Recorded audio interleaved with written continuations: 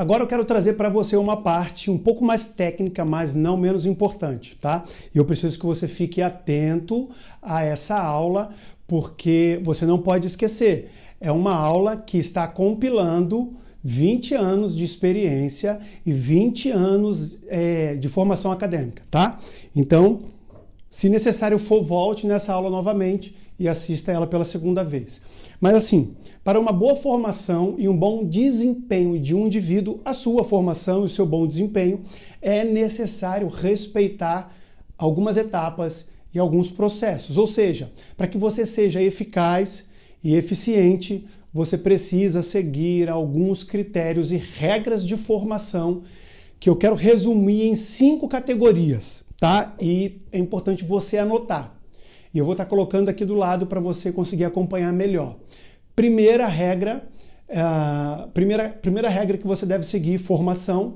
Segunda regra, organização. Terceira regra, normalização. Quarta regra, execução.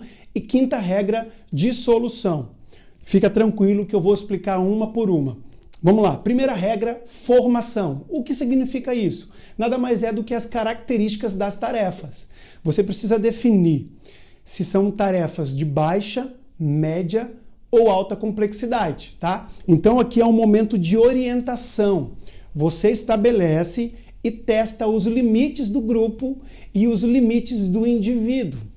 Existem tarefas de baixa, de média e de alta complexidade. Eu acredito que você entende isso. E em muitos casos, é muito fácil identificar as pessoas para as suas respectivas tarefas. Por exemplo, você vai precisar testar. Por exemplo, um estagiário, é nítido que ele vai receber tarefas de baixa complexidade. Um profissional que está iniciando o seu trabalho, ele naturalmente, por prudência do seu chefe ou da sua organização, ele vai receber tarefas de baixa e média complexidade, porque ele está iniciando. Mas um profissional experiente, por exemplo, ele recebe tarefas de alta complexidade, ele já está pronto para encará-las. Mas, no geral, nós não conhecemos a capacidade das pessoas sem antes experimentá-los. Não tem problema nenhum. Você pode sim testar cada um, você pode experimentar cada indivíduo, cada grupo, até encontrar qual a tarefa adequada que você vai entregar. Por isso, eu quero te dar uma dica que é uma dica inesquecível. Jamais esqueça disso. Comece entregando pequenas tarefas e conforme as pessoas forem correspondendo, entregue as maiores. Claro que se o profissional experiente já tem uma capacidade, uma qualificação maior, já arrisque sem problema nenhum. Mas, no geral, pega essa regra que vai dar tudo certo para você. Tudo vai dar certo. Primeiro, entregue pequenas tarefas, conforme as pessoas forem correspondendo, entregue as maiores. Ok? Então a segunda regra que você tem que seguir na formação de equipe. Organização é a forma como o trabalho se estrutura. Então assim, você precisa definir ou determinar o lugar de cada indivíduo no seu grupo, ou seja, hierarquia. Quem vai ser o gerente, quem vai ser o gestor, quem vai ser o supervisor, quem vai ser o coordenador, quem vai ser o operacional, e você precisa organizar isso no que diz respeito às tarefas, tá? Não a posição dentro do trabalho, mas sim as tarefas. Então, como será administrado os conflitos internos, por exemplo? É uma pergunta que você precisa responder. Quem receberá autonomia e quais os direitos que cada pessoa do grupo vai ter? Ok? Segunda regra é organização. Terceira regra eu chamo de normalização, que são as características individuais. Conhecer melhor cada pessoa. Você não vai fugir disso. Você vai precisar se relacionar e ter um tempo específico para conhecer cada um do seu grupo, cada um da sua família, cada um da sua equipe, da sua igreja. Qual o nível de conhecimento que ela tem, por exemplo? Você precisa saber quais são as suas habilidades e o que a motiva a realizar a tarefa. É importante porque se você quer que o seu grupo, que a sua organização, que o seu ministério, que a sua equipe voe, vá bem, você precisa saber o que a motiva, o que motiva o indivíduo a realizar a sua tarefa. E daí, quando você cria regras e normas que precisam ser seguidas, você também cria harmonia no grupo.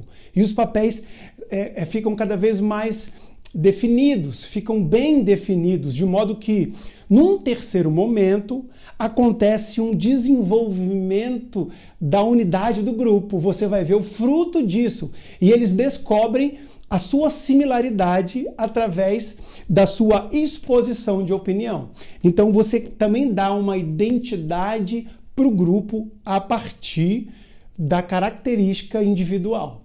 Consegue entender isso? E aí eu quero ir para a quarta regra, que se chama execução. Nada mais é do que as características agora da equipe. Como pode ser distribuído, a disponibilidade dos recursos, como nós vamos administrar, o grau de homogeneidade ou grau de heterogeneidade, como executar as tarefas em grupo usando a energia e a estrutura da equipe. E você precisa entender nesse ponto que a partir dessa organização de entender a característica agora do time, não mais do indivíduo, mas o DNA do time, as soluções virão por meio das tarefas. E o foco é atuar sobre tarefas. Não sobre pessoas, mas sobre tarefas. Então você vai entregar uma tarefa para essa equipe e por meio de toda essa execução, a solução virá por meio das tarefas, por meio das características que o grupo tem e busca solucionar suas tarefas, ok? Entendeu? E agora a quinta e última regra que você precisa seguir é a dissolução, ou seja, quais são os processos. A partir daí você vai definir a sua coordenação, a sua comunicação, os conflitos e outros processos que vão surgindo de forma emergente. E aí há um processo de avaliação da equipe externo, o chefe da equipe avalia essa equipe e também há uma autoavaliação da equipe. E é importante você finalizar a atuação do grupo em casos de equipes temporárias. É importante isso. Por quê? Porque você pode usar essa regra para resolver um determinado problema e depois que esse problema resolver, o grupo se dissolve sem problema nenhum. Ok? Por isso, eu quero resumir da seguinte forma para você, como você pode capacitar o seu grupo. Presta atenção. Primeira regra, formação. Quais são as características das tarefas? Segunda regra, organização. A forma como o trabalho se estrutura, o lugar de cada indivíduo, quem recebe autonomia e quais são os seus direitos. Terceira regra, normalização, que são as características individuais. Execução, que são as características do seu grupo, de cada equipe. E a dissolução, que é definindo os processos que a sua equipe vai realizar. Seguindo esses passos, eu não tenho dúvida que você conseguirá equipar adequadamente o seu grupo e alcançará o resultado que você tanto espera. Ok? Te espero na aula 4.